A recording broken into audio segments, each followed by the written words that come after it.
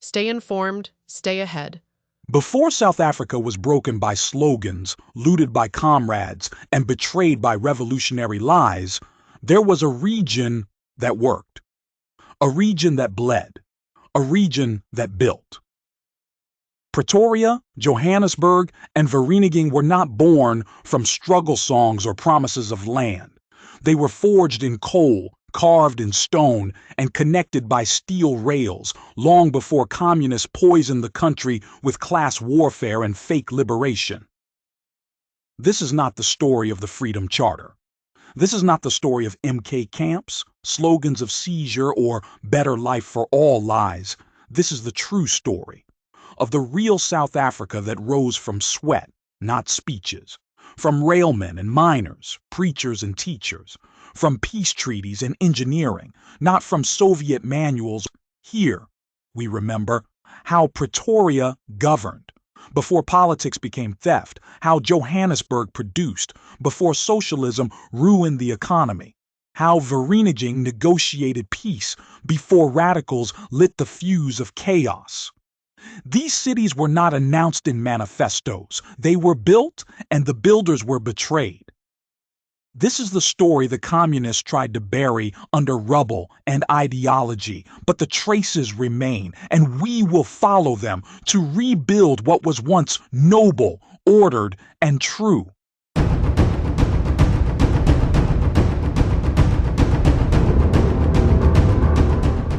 Let's make this awesome together.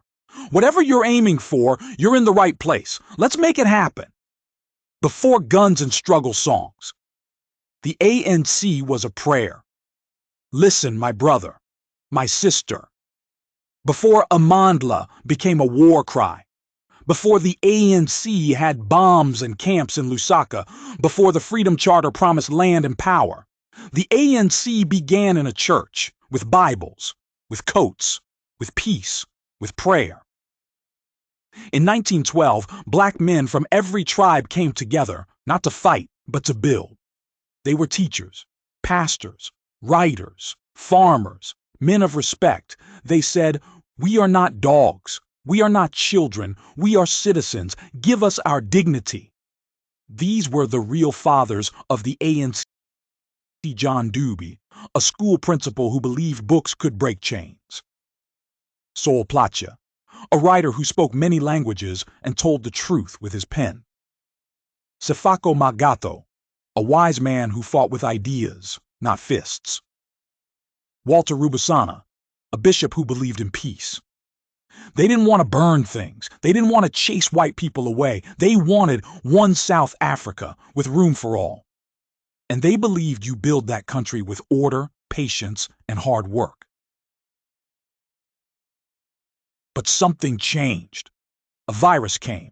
Communism, that's not an insult. It's the truth. A foreign idea, born in Russia, not Africa. It taught, forget prayer, pick up a gun. Forget harmony, take the land. Forget families. The party is your parent now. That's when the ANC began to talk about armed struggle, fighting fire with fire. The state owning everything. And the elders, the churchmen, the peaceful leaders, they were pushed out, forgotten.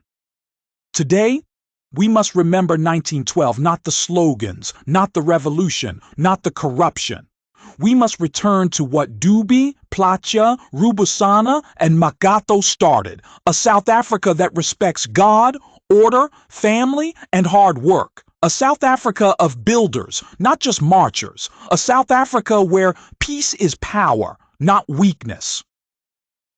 To the man in the taxi rank, you are standing where Dewey once stood, with your lunchbox and your dreams. You're not small. You are the next page of the story. To the woman at the bus stop, you are carrying more than groceries. You are carrying hope. You are the mother of the new South Africa they tried to kill with ideology. Let's build again. The Union Buildings, where the seeds of one South Africa were planted and heard. In the early years of the Union of South Africa, circa 1910, a quiet but powerful procession began up the hill to Maintjieskop. not of generals, not of empire men, but of visionaries. John Dube, Sefako Magato, Walter Rubusana, Sol Plaatje. They did not storm the gates. They came with documents, convictions, and dreams. And they were not turned away. They were welcomed. They were listened to. In those rooms where colonial ink still dried, these men brought a new language, a language of moral unity, of mutual respect, of a South Africa that could be more than racial lines on a map. They held meetings. They delivered memoranda. They began a dialogue that would outlive them all. The Sefako Magato Presidential Guest House, a living tribute today. The Sefako Magato Presidential Guest House, nestled within the Union Building's precinct, stands as a living tribute to those early visits. It is not a token. It is a symbol that those dialogues were not in vain. It commemorates the men who first bridged the gap between citizen and state. It honors their statesmanship, not just their suffering. It reminds us that even in a divided country, the first bridges were being laid by thinkers, not revolutionaries. Sefako Magato's name, inscribed on a state residence, is proof that these were not shadows in history. They were honored participants in the earliest dialogue about what South Africa could be. They brought a nation to the table. They came not to break, but to build. Not with anger, but with ambition. They believed in the soul of this country before it had even found its voice. Today, as the Union Buildings look over a changing South Africa, they do so on the shoulders of those visits. The early African leaders were not beggars of recognition. They were midwives of unity, proposing a nation before it existed. Let's state it clearly. The founders of the Union, both British imperialists and Afrikaner nationalists, did not believe they were excluding blacks out of cruelty or oversight. They operated on a deeply paternalistic belief that black South Africans were not yet ready, that they would be civilized into a citizenship over time through white tutelage and governance. The Union Buildings, a temple of white trusteeship, not total exclusion. When the Union was formed in 1910, black South Africans were not part of the political franchise. Yes, but the architects of Union did not see this as permanent. They believed they were engaging in a form of trusteeship where whites would guide blacks to eventual participation once they had, in their minds, developed. This was not democratic, but it was not framed as hate. It was a philosophy of staged upliftment rooted in the British liberal idea of civilizing the native, the Afrikaner idea of Baaskap and orderly paternal rule, the missionary ideal of heathens becoming men. They were wrong, of course, but their intent wasn't to erase black South Africans. It was to incubate them under white control. Why the Union Buildings matter in this context.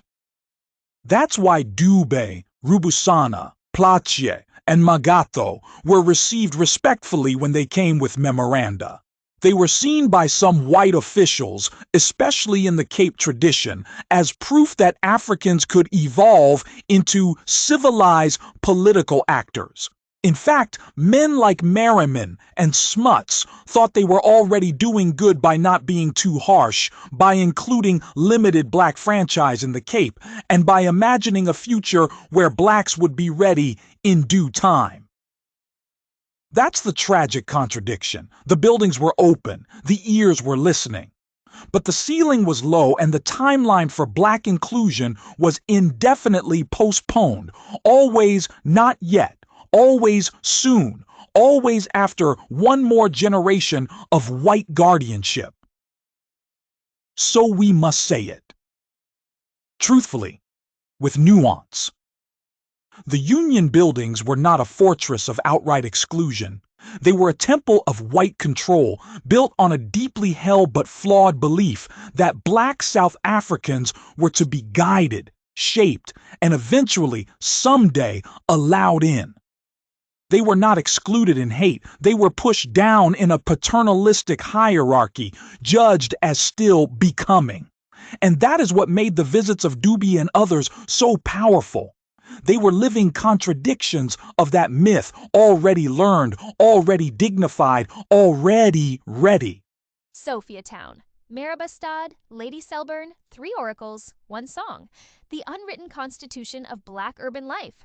While Pretoria polished its sandstone dome and Johannesburg drilled for gold, another South Africa was being built. Not in marble halls, but on dirt roads, tin rooftops, and Sunday afternoon jazz sessions. Sophiatown, Johannesburg, Marabastad, Pretoria, Lady Selburne, Chwains West. These were not slums. They were cities within cities. They were the cultural, intellectual, and spiritual lungs of Black South Africa, where the soul breathed freely, even under oppression. Sophiatown, the Republic of the Imagination. Sophiatown was rebellion dressed in style. It was the only place where blacks could own property near the city, and they used that freedom with fire. Writers like Ken Themba gave language to pain and laughter. Hugh Masekela and Miriam Makeba gave it a trumpet and voice. Drum Magazine gave it a mirror. Sophiatown was jazz, boxing, tsotsis, politics, poetry, all mingling under a haze of cigarette smoke and shebeen dreams. It stood for freedom of mind and mouth until bulldozers came in the 1950s and renamed it Triumph, an insult that only confirmed its power. Marabastad, the crossroads of the capital. While Pretoria's church square stayed stiff in its colonial color, Marabastad was alive with movement. Here, Hindus, Muslims, Jews, Africans, coloreds shared space. It was not segregated by soul. It was chaotic and cosmopolitan. Barber shops and spice stores, mosques and marimbas, Khoisan descendants and Pedi traders, Ethiopian Orthodox churches beside Zionist tents. On Saturdays, it pulsed like a carnival. On Sundays, a sermon. Marabastad was a living rebuke to the racial order of Pretoria. And when group areas came for it, they didn't just demolish a suburb. They tried to erase a philosophy of coexistence. Lady Selburne, the Scholar's Refuge. Lady Selburne was named after white British royalty, but its spirit belonged to black excellence. This was the township of nurses, teachers, civil servants, black professionals in an age of imposed ignorance, political meetings and street lectures, ideas born by candlelight, families owning land, a threat to apartheid's temporary sojourner myth. It produced leaders, thinkers, and activists, men and women who walked to the union buildings with dignity, not rage. Lady Selburne was where black middle-class dignity held its ground, until bulldozers forced families to choose between survival and memory. Together, they were the real republic. Sophiatown gave us freedom of rhythm. Marabastad gave us freedom of movement. Lady Selburne gave us freedom of mind. But you cannot bulldoze spirit. They live still. In the way township kids remix jazz and gospel. In how elders still remember the scent of incense and curry at the market. In how black South Africans today carry urban sophistication like a birthright. These were not informal settlements. They were the first black cities. The blueprint for a non-racial, multilingual, multi-faith South Africa, long before any politician wrote it down. Let's rise. Above the dust, above the domes, above the townships and gold seams. Let's look down from the sky and see it clearly. The PWV complex, a nervous system of rail, steel, and human motion. The PWV, Pretoria, Witwaters, Rand, Vereeniging, was not just a cluster of cities. It was a living machine, pulsing with movement, power, and production.